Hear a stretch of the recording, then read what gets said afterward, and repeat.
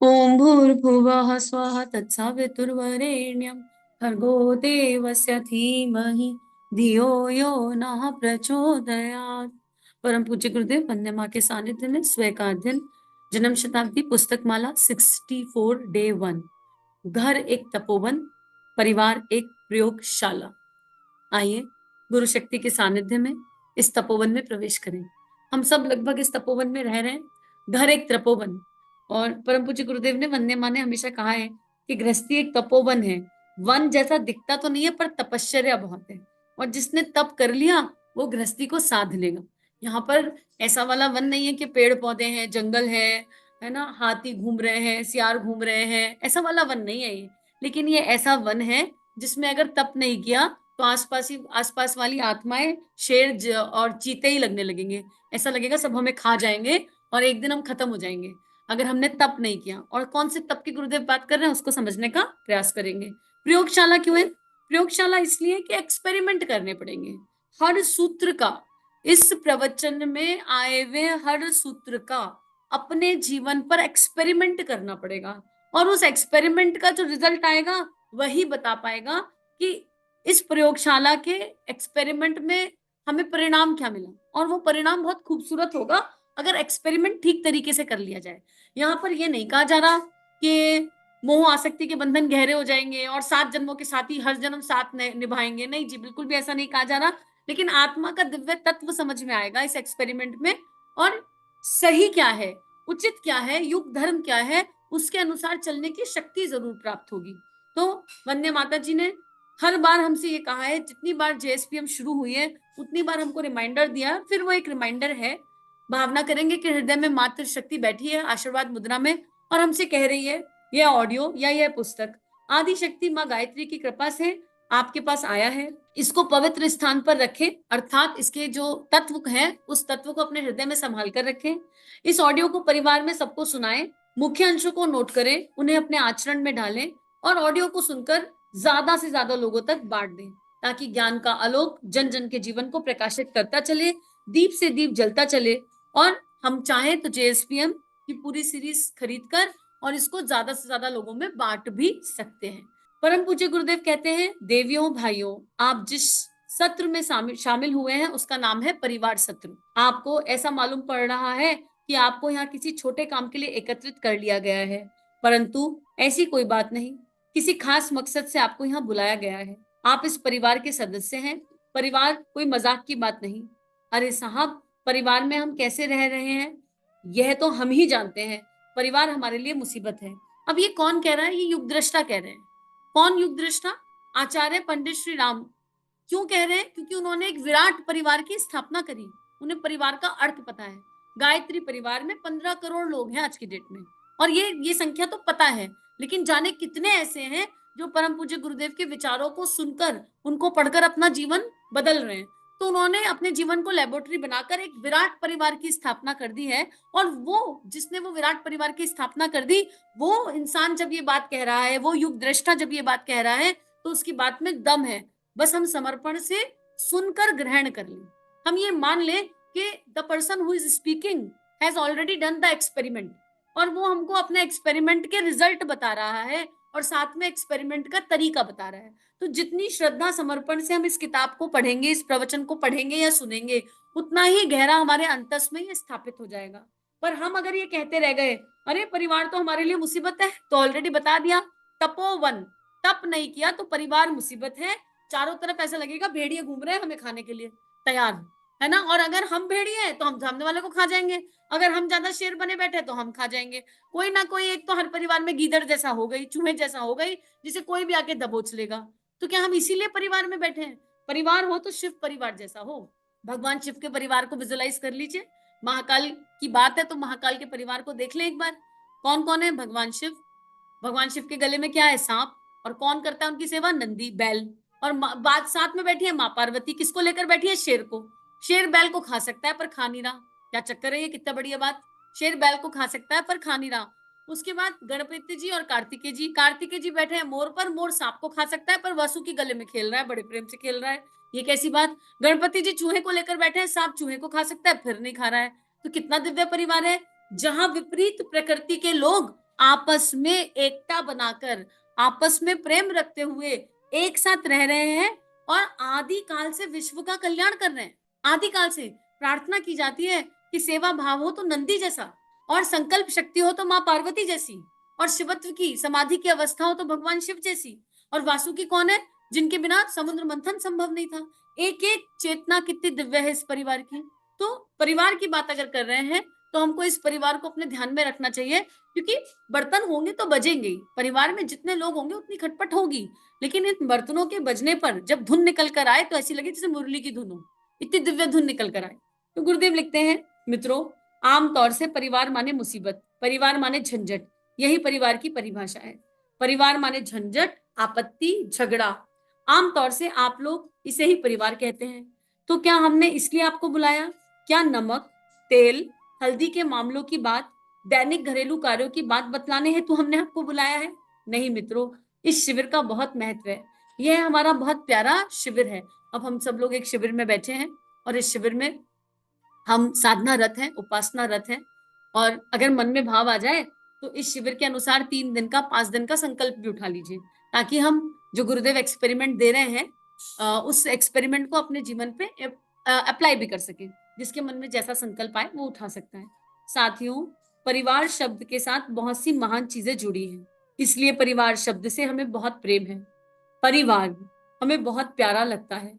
अगले दिनों जब नए युग का निर्माण होने जा रहा है तो इसके सिद्धांत क्या होंगे, आदर्श क्या होंगे, क्रियाकलाप क्या होंगे, यही बतलाने के लिए हमने यह शिविर बुलाया है। देखो, मन में एक भाव जन्मा अंदर, परम पूज्य गुरुदेव की कृपा से, उचित या अनुचित तो नहीं पता, लेकिन रख देते हैं।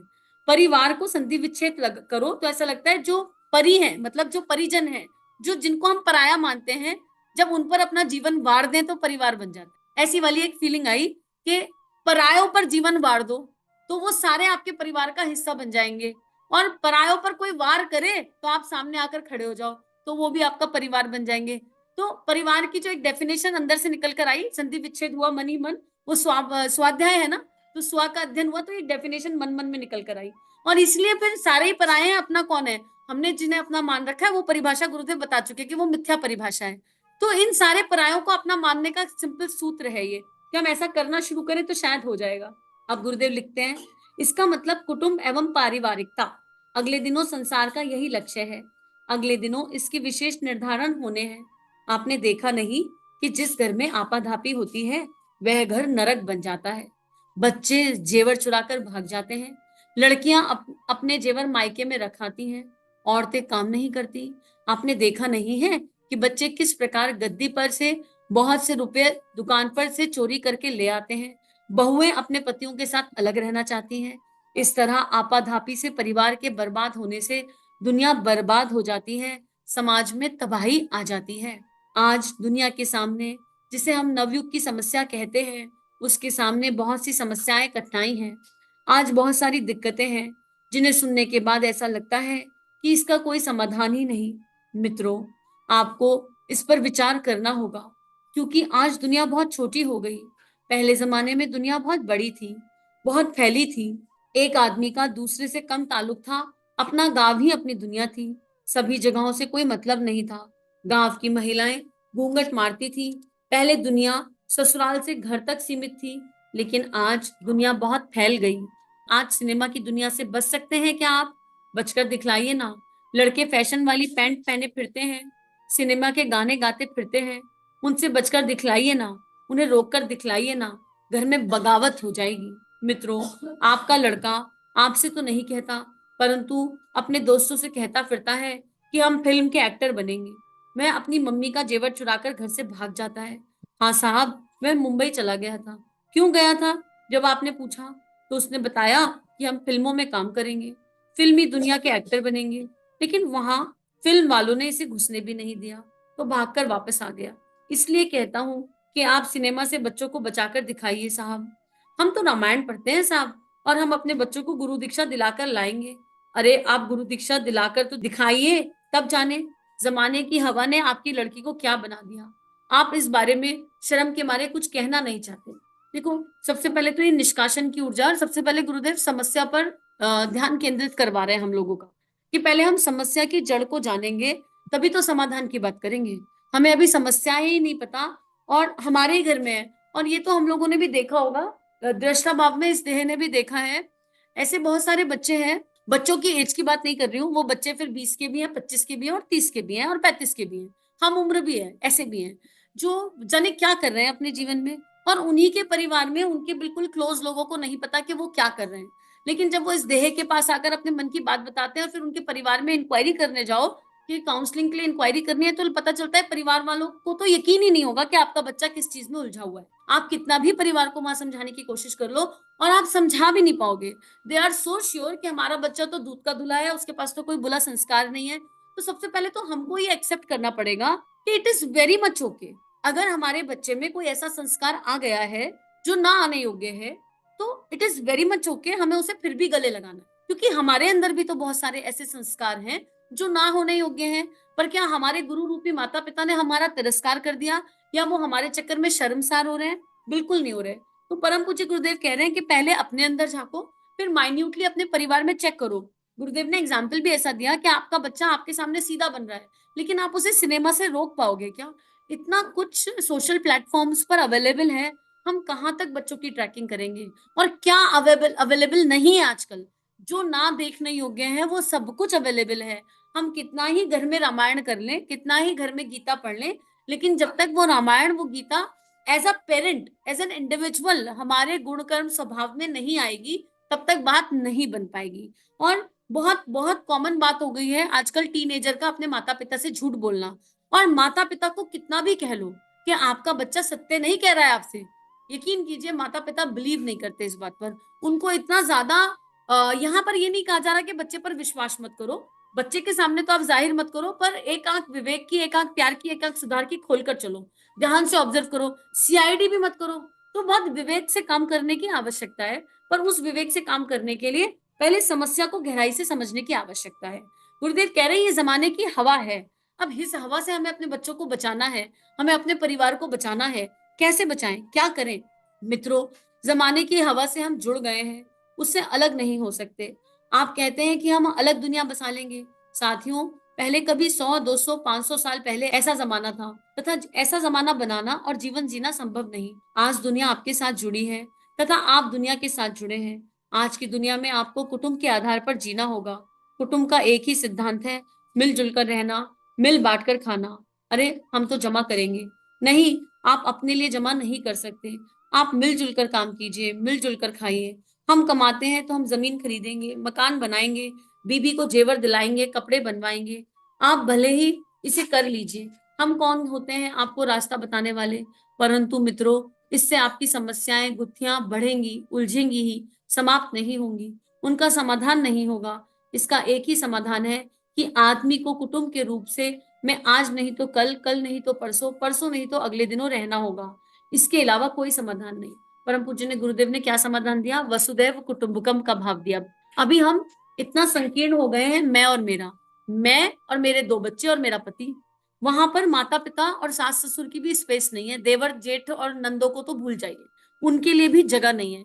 इतनी संकीर्ण सोच हो गई है कि अगर हमारे हमारे देह से जन्मी संतान को कोई कष्ट हो रहा है और वो संतान को जो कष्ट है वो टेम्परेरी है, देह भाव का है, बाल मन की जिद है, और सामने कोई परिवार का बड़ा इंसान बैठा है, तब भी हम उस परिवार के बड़े इंसान का दर्द नहीं समझेंगे। पहले अपनी संतान को जो है कवरेज देना चाहेंगे, पहले उसको कवर करेंगे। मान लीजिए, मतलब इसको अलग अलग एग्जाम्पल से समझा जा सकता है और बहुत सारे एग्जाम्पल प्रैक्टिकलिटी हम लाइफ में देख सकते हैं। लेकिन हमें जब तक देना नहीं आएगा, जब तक हमें बांटना नहीं आएगा, जब तक हमको मिलजुल कर रहना नहीं आएगा, मिलजुल कर रहना पहले तो अपने परिवार में, अपने परिवार की सोच को थोड़ा बड़ा करना पड़ेगा। The family is not about me, my kids and my husband. नहीं, ये फैमिली नहीं है। Family is about everyone in the family. तो उन सबकी खुशी के लिए अपनी खुशियों का त्याग, और वहां खुशियों का त्याग नहीं होता, कंफर्ट का त्याग होता है। अब कंफर्ट की कोई डेफिनेशन थोड़ी ना है, आप कितना ही कंफर्ट बना लो, कितना ही कंफर्टेबल कर लो अपने आप को, लेकिन कंफर्ट की कोई डेफिनेशन नहीं है। फॉर एग्जाम्पल, हम एक गाड़ी में ट्रैवल कर रहे हैं, एग्जाम्पल के लिए ले लीजिए, गाड़ी में ट्रैवल कर रहे हैं, एक 8 साल का बच्चा है और एक 70 साल की लेडी है, और हम 8 साल का बच्चा ये कहे कि मुझे सबसे कंफर्टेबल सीट चाहिए गाड़ी में, और हम 70 साल की लेडी को बोले कि आप गाड़ी की सबसे अनकंफर्टेबल सीट ले लीजिए, तो क्या ये उचित होगा? क्या ये बच्चे को समझाने वाली बात नहीं है? पर इतनी संकीर्ण सोच हो गई है मोह के चक्कर में, इतनी आसक्ति के चक्कर में सोच इतनी संकीर्ण हो गई है कि जो माँ जिसकी देह से बच्चा जन्मा है वो ये कहेगी, अरे मेरे 8 साल के बच्चे को कम्फर्ट दे लो, भले ही 70 साल के इंसान को अनकम्फर्टेबल सीट मिले। हम ये भी नहीं सोच पा रहे हैं, ये बहुत छोटा एग्ज़ाम्पल है। घर में कोई चीज़ रखी है, मिल-बाँट कर खानी चाहिए, लेकिन जो जन्मदात्री है, जो माता-पिता है, वो उनकी सोच इतनी संकीर्ण हो गई है, बाकी सबको मिले ना मिले, हमारे बच्चों को पूरी पड़ जाए। अरे अगर घर में 8 लोग हैं और 4 मिठाई के पीस हैं, तो उन्हें आधा-आधा करके नहीं खाया जा सकता? हम तो वो भी शेयरिंग नहीं करना चाहते। हम उस प हम हमारा क्या भाव रहता है, नहीं हमारे बच्चे को बहुत ज़्यादा पसंद है, तो उसको खिला दो। नहीं, ऐसा नहीं होता। मिल-जुल कर रहने का तरीका ये नहीं है। जितनी चीज़ है, उसको उतने ही मेंबर्स में डिवाइड करने की आवश्यकता वो बच्चों को समझानी पड़ेगी। यहाँ पर क्या होगा, आपको बच्चों को समझाना पड़ेगा, पर हम बच्चे को समझाना ही नहीं चाह रहे।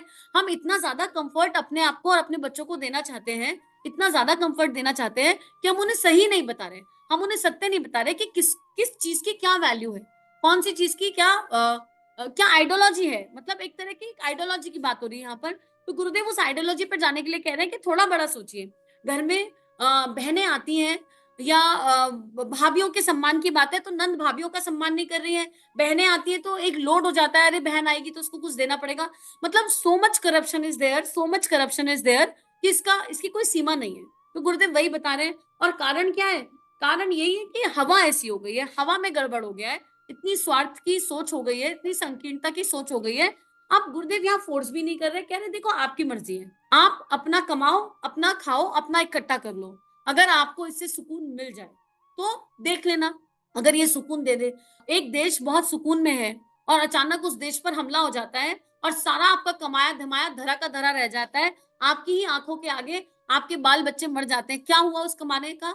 जब एकता नहीं थी, जब वसुधैव कुटुंबकम का भाव नहीं था, यूनिटी नहीं थी। कोरोना के समय में याद है कितनी यूनिटी आ गई थी, कितनी एकता आ गई थी और उसमें भी एकता आ गई थी, क्यों आ गई थी? वहाँ एकता इसलिए आ गई थी कि अगर सामने वाले को नहीं बचाया तो हम कब मर जाएँगे, हमें वो पता नहीं चलेगा। तो आज भी वही आपत्ति काल है। आज भी वही आपत्ति काल है जो दिख नहीं रहा है स्थूल आँखों से, बस इतनी बात है। लेकिन अगर आज हम नहीं सुधरे, अगर आज हमने अपनी सोच को विस्तारित नहीं किया, एक इंडिविजुअल भी अपनी सोच को विस्तारित करेगा तो उसका प्रभाव पूरे परिवार पर पड़ेगा। थोड़ा कठोर होना पड़ेगा। हाँ, कठोर होना पड़ेगा अपनी संतान के लिए, जो आपकी देह से जन्मी है। हाँ, कठोर होना पड़ेगा परिवार के मेंबर्स के लिए। बोलना पड़ेगा, जहाँ बोलने वाली बात है, वहाँ बोलना पड़ेगा। गुरुदेव ने हमें भावी महाभारत इस तरह लड़ा जाएगा में समझाया है कि कहाँ पर बोलने की आवश्यकता और कहाँ पर नहीं, है ना? तो गुरुदेव वही समझा रहे हैं, लेकिन बोल कौन सकता है? जिसने भीतर की महाभारत जीत ली, उसको अधिकार है बोलने का। तो परम पूज्य गुरुदेव कहते हैं कि कुटुंब क्या है? कुटुंब एक सिद्धांत है, एक वैल्यू है, एक प्रिंसिपल है। साथियों, कुटुंब का एक सिद्धांत होता है। इसमें ऐसा नहीं होता कि जिसमें योग्यता, पुरुषार्थ, पराक्रम ज़्यादा है और जो जितना अधिक कमाता है, वह उतना ही ज़्यादा खाएगा। नहीं भाई साहब, वह ज़्यादा नहीं खाएगा, उसे दूसरों को, कुटुंब को भी खिलाना होगा। यह कुटुंब का सिद्धांत है, जिसके आधार पर हमारा कुटुंब परिवार चलता है तथा उसका विकास होता है। आगे भी यही कुटुंब का आधार होगा। अगली वाली दुनिया का आने वाला समय आने वाले समय का यह एकमात्र सिद्धांत होगा। अगले दिनों जो नियम, कानून एवं मर्यादा बनेंगी, धर्म एवं संस्कृति बनेंगी, जो भी आचार संहिता मनुष्य को चलाने बढ़ाने के लिए बनेंगी, उनका नाम होगा पारिवारिकता, कुटुंब। देखिए गुरुदेव वैल्यूज और प्रिंसिपल बता रहे हैं, अब कुटुंब कैसे, इसकी वैल्यूज बच्चों में कैसे डाली जाए, खुद में कैसे डाली जाए, एक एक्सपेरिमेंट कर लीजिए। आजकल एकाकी फैमिलीज हो गई हैं, हम कहीं रहते हैं, परिवार कहीं रहता है, कुछ लोग तो आउट ऑफ इंडिया सेटल हैं, परिवार से मिलना ही नहीं होता है। ऐसे में क्या करें? फोटोग्राफ बड़े काम आते हैं। आप अपनी संतान को जन्म से ही ना फोटोग्राफ दिखाइए। फोटोग्राफ में हर रिलेशनशिप का इंट्रोडक्शन कराइए विद द राइट एनर्जी और अपने बच्चों को बताइए कि जिस प्रकार माता-पिता की ज़िम्मेदारी उठानी चाहिए, वो कर्तव्य कर्म है, उसी प्रकार नानी-दादी की और नाना और दादा की ज़िम्मेदारी भी उठानी चाहिए। उसी प्रकार सारे परिवार की रिस्पॉन्सिबिलिटी भी उठानी चाहिए, लेकिन ज़िम्मेदारी नहीं कर्तव्य। ज़िम्मेदारी और कर्तव्य का अंतर गुरुदेव समझा चुके हैं। यहाँ पर जब हम मोह से, आसक्ति से मुक्त होंगे, तभी हम बच्चे को ये समझा पाएँगे। बच्चे को ये समझाइए, बच्चा ग्रोन अप होने वाला है, कि बेटा जब कभी तुम्हारी नौकरी लगे ना और नौकरी लग के तुम अपनी माँ के लिए कुछ लाओ, तो अपनी माँ के लिए मत लाना केवल। इस परिवार में जितनी भी नारियाँ हैं, सबके लिए लेकर आना। केवल माँ को मत सोचना, तभी तुम्हारी माँ है। सबने तुम्हारे लिए कुछ-कुछ कंट्रीब्यूट किया है। तुम चीज़ छोटी लाओ तो चलेगा, चीज़ छोटी लाओ तो चलेगा, लेकिन उसके लिए माँ को अपना स्थान त्यागना पड़ेगा। अभी तो माँ ये मान के बैठी है कि मेरी देह से जन्मा है, तो अगर बाकियों के लिए ₹100 की चीज़ लाया, तो मेरे लिए 500 की लाए। इस सोच से पहले माँ को बाहर आना पड़ेगा। माँ को ये समझना पड़ेगा, अगर बच्चे में ये संस्कार डालना है, बच्चे को देना सिखाइए बचपन से। पॉकेट मनी दीजिए छोटा-छोटा अमाउंट, और फिर जब घर में भाई बहनों की बर्थडे आती है तो उनसे कार्ड्स बनवाइए, हैंडमेड कार्ड बनवाइए, उनसे छोटे छोटे गिफ्ट, छोटी छोटी चीजें लाके उपहार, बच्चों को सही एनर्जी से उपहार देना सिखाइए, देने का भाव जगाइए, रिटर्न गिफ्ट की परंपरा को खत्म कर दीजिए। बहुत छोटी छोटी चीजें हैं, पर पहले, अभी तो ऐसा हो गया है, जैसे आप लोगों ने भी देखा होगा, जब इस देह की संतान छोटी थी और बर्थडे में जाते थे, तो बर्थडे में जाने के बाद ही बच्चे सबसे पहले रिटर्न गिफ्ट का शोर मचाते थे। ये कहाँ से आ रहा है? ये माता पिता ही तो दे रहे हैं कहीं ना कहीं संस्कार। हमको गिफ्टिंग्स में इतना चार्म हो गया है, और रिश्ते देने लेने के रह गए हैं। आपको आपके रिश्ते तब जानेंगे जब आप उन्हें कुछ देते हो। एक घर में 5 बुआ है, जो बुआ ज्यादा गिफ्ट देती है बच्चा उसे पहचानेगा। एक घर में 5 चाची हैं, जो चाची ज्यादा गिफ्ट देती है बच्चा उसे पहचानेगा। हम ये क्या डेवलप कर रहे हैं? हमको ये विचार करना पड़ेगा कि रिश्ते इज नॉट अबाउट मनी और गिफ्टिंग। बहुत मतलब बहुत माइन्यूट चेक की आवश्यकता है, और ये संस्कार माता पिता के अलावा कोई डाल नहीं सकता। यहाँ पर माता पिता को अपने आप को रेस करना पड़ेगा, समझना पड़ेगा, और उसके लिए पहले माता पिता को भी तो उस स्टैंडर्ड पर जाना पड़ेगा, तभी तो समझेंगे। समझाएंगे कैसे? अभी तो माता पिता की एनर्जी ऐसी है कि मैं नंद हूं और भाभी आई तो मुझे क्या दिया, और मैं भाभी हूं और नंद आई तो मुझे क्या दिया, मेरे को बायने की रिटर्न में क्या मिला और मैं बायने में क्या चढ़ाऊं। हम इतना उलझ गए हैं इन छोटे हेर फेरों में, इतना उलझ गए हैं, और एक तरह से ट्रैप हो गए हम ट्रैप्ड हो गए हैं, किडनैप हो गए हम। We all are kidnapped. अब आज ये चिंतन कीजिए इस स्वाध्याय को यहीं रोककर, कि हम किन किन चीजों में किडनैप्ड हैं। अगर हमने अपने आप को इस किडनैपिंग से मुक्त नहीं किया, तो परिवार तो छोड़ो, कुटुंब तो बहुत ऊंची चीज है, हम परिवार भी मेंटेन नहीं कर पाएंगे। कल को अपनी ही देह के संतान से 2-2 हाथ हो जाएंगे जब वो कमाने जाएगा और आपको पलट के नहीं देखेगा। अरे आप ही का दिया हुआ संस्कार लौट कर आ रहा है, फिर आप कहोगे ले इतना तो इस बच्चे के लिए किया, ये तो लौट के देखता भी नहीं, पलट के मुंह भी नहीं देखता, ये तो हमारा खर्चा तक उठाने को तैयार नहीं है। वही संतान आपके विपरीत हो जाएगी, और तब आप कहोगे हमने क्या गलत किया। चेक करिए हम कहाँ कहाँ गलत कर रहे हैं। हम बचपन से ही अपने संतान को सही चीज नहीं दिखा रहे। हम शेयरिंग इज केयरिंग बता ही नहीं रहे। बच्चे टॉय शेयर नहीं कर सकते आज की डेट में। क्यों शेयर नहीं कर पा रहे? माता पिता के लोभ की एनर्जी के चलते। आप क्यों लाकर देते हैं इतना महंगा खिलौना? अगर आपका बच्चा उन लोगों में खेलता है जो केवल 300-400 रुपए के टॉय अफोर्ड कर सकते हैं, तो आप क्यों अपने बच्चे को 4,000 का खिलौना लाके दे रहे हैं? पहले तो आप उसे सुपीरियरिटी कॉम्प्लेक्स दे रहे हैं, अरे मेरा खिलौना ज्यादा अच्छा, मेरे खिलौने की वैल्यू पैसों के मामले में तुम्हारे खिलौने से ज्यादा। आपने बच्चे को वही अहंकार दे दिया। उसके बाद फिर जब दूसरा बच्चा आएगा तो उसके मन में क्या भाव आ रहा है? हाय इस वाले बच्चे के पास कितना हाई फाई खिलौना होता है, मेरे पास तो है नहीं। वो अपने घर में कलह करेगा, अपने मम्मी पापा से जिद करेगा, दूसरा ये नुकसान। फिर वो छुएगा तो आप अपने बच्चे को सिखाओगे बहुत महंगा है, किसी को देना नहीं, बहुत महंगा है, किसी से शेयर नहीं करना। अरे तो दिलाने की जरूरत क्या थी? बच्चे इतने सरल होते हैं कि किचन के बर्तनों से भी खेल लेते हैं, यकीन करो। बच्चे इतने सरल होते हैं कि आप सैंड पार्क में ले जाओ, सैंड से खेल लेते हैं, सैंड के टॉय से। बच्चों को महंगे खिलौने नहीं चाहिए, बच्चों को राइट कंपनी चाहिए, बच्चों को उचित माहौल चाहिए। लेकिन हम लोग करते क्या है, हमें समझ ही नहीं आता है, हम ये जान ही नहीं पाते हैं, और फिर वो बचपन से हम फीड कर देते हैं। अरे आपने दिलाया महंगा, आपकी समस्या थी, अब बच्चा है तो 4 लोगों से खेलेगा और खिलौना है तो टूटेगा। लेकिन आपने उसे एकाधिकार करना सिखा दिया, यहीं पर मेरी चीज और तेरी चीज, मेरी चीज महंगी और तेरी चीज सस्ती। हम एक रॉन्ग पेरेंटिंग की तरफ है, क्योंकि हम खुद ही नहीं जान रहे कि राइट क्या है। अगर घर में गाड़ी है तो बच्चे को कभी शेयरिंग ऑटो से ट्रैवल ही नहीं कराया। क्यों नहीं कराया जी? बच्चे को क्यों नहीं पता शेयरिंग ऑटो क्या होता है? बच्चे को पैदल चलना नहीं पता। क्यों नहीं पता? चीज टूटते ही तुरंत लाकर दे देते हैं। क्यों बच्चे को हम वैल्यू नहीं समझा रहे? क्यों हम ये नहीं समझा रहे बेटा ये टूटी है, तुरंत नहीं आ सकती, पहले आप ये जानो कि कहीं आपकी लापरवाही से तो नहीं टूट गई है। बहुत माइन्यूट पॉइंट्स हैं जहां हमको बच्चों को समझाना है, लेकिन उसके पहले खुद को भी तो वसुदैव कुटुंबकम की एनर्जी पर स्थित करना होगा। तो आज इतना ही समझते हैं, पढ़ते हैं, और हम किसी भी उम्र में हो, हमारा बच्चा किसी भी उम्र में हो, लेकिन हम पहले ये एनालिसिस कर लें कि हम किडनैप कहाँ कहाँ हैं, क्योंकि वी ऑल आर किडनैप्ड। तो आइए परम पूज्य गुरुदेव वंदे माँ से, गुरु सत्ता से प्रार्थना करें, हे भगवान हम अनजाने में अपनी ही वृत्तियों से किडनैप हो गए हैं, हमें इस किडनैपिंग से मुक्त होने का रास्ता दिखाइए, और हम वसुदैव कुटुंबकम के उस दिव्य भाव को अपने अंतःकरण में धारण कर सकें, और फिर हृदय में अखंड भारत का एक सपना, हृदय में तिरंगा हो और माँ भारती हो, और हम अपने बच्चों को भी वो संस्कार, अपने परिवार को भी वो संस्कार दे सकें। इदम श्री सद्गुरुवे नमः। समूह की शक्ति को नमन। जय हिंद। अगर ये वीडियो आपकी लाइफ में बदलाव ला रहे हैं, ये भावनाएं आपके अंतःकरण को स्पर्श कर रही हैं और आपके जीवन में परिवर्तन आ रहा है, तो इन वीडियोस को विश्वव्यापी बना दीजिए। चैनल को लाइक कीजिए, सब्सक्राइब कीजिए और इस कंटेंट को जहाँ जहाँ तक पहुँचा सकते हैं पहुँचा दीजिए, ताकि दिव्य विश्व वसुंधरा जागृत हो सके, ऋषियों की और संतों की लेखनी सभी के अंतःकरण बदल सके। जय हिंद, जय भारत।